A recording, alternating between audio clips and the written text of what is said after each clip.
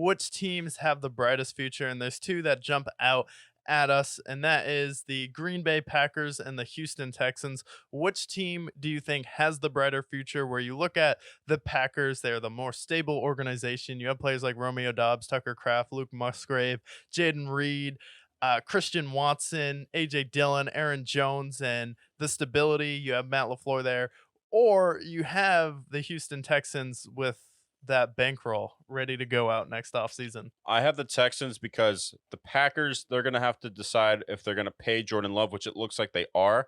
So we have his contract that will kick in. So for the Texans, all the players that they have are really young. Tank Dell, rookie. CJ Stroud, rookie. Nico Collins, he's got another year or two before he deserves to get paid. Will Anderson and all these other talent of players on defense. And they have the fourth most cap space. And now, because of how attractive of a destination that Houston is, it being in Texas, so I think that it's an attractive spot for them. Green Bay, not as much of a free agent destination.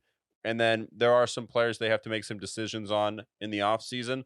Both have bright futures, but I do have the Texans because CJ Stroud made a CJ proud all year long. Yeah. Really, they just need another receiver, maybe a new running back, and then, fill up some holes on the defense. And that team is going to be a Super Bowl contender. Yeah, I think that team will definitely be a Super Bowl contender, but I also think the Green Bay Packers can be a Super Bowl contender because when you look at their offense, it is Matt LaFleur, it is motion, it is all of these young receivers that no one knows who they are. We had Romeo Dobbs come into his own. Christian Watson, if he can stay on the field, will be a great receiver in this league. And then you had Jaden Reed come on, and then you talk about a player who is inspiring his team, who is the future, who is a cornerstone, potentially the next Cole Kmet and Tucker Kraft, who's out there blocking for his team like a tight end should do, who's out there getting big catches on third downs from Jordan Love, building that rapport, being the safety blanket.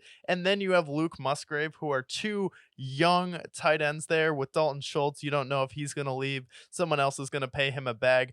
And then also you have Jordan Love. This was the youngest team in the playoffs this year, the youngest team to win a playoff game on the road in the playoffs. And then Jordan Love went out there, blew out the Cowboys in similar fashion, and they went to the San Francisco 49ers, who are the top dog in their conference.